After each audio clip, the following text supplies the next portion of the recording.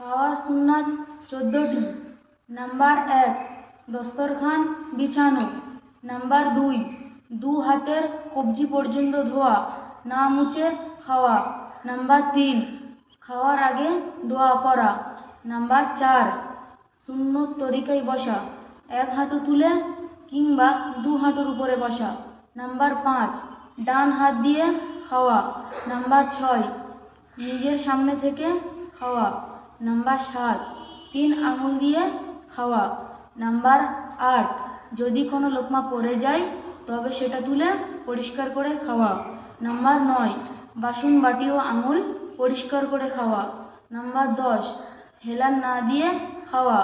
Number 11, খাদ্যবস্তুর কোনো রকম দোষ ত্রুটি না ধরা। নাম্বার 12, অত্যাধিক গরম খাদ্য না খাওয়া। নাম্বার 13, খাওয়ার পর দোয়া পড়া। নাম্বার 14, খাওয়ার পর হাত ধোয়া এবং কুলি করা।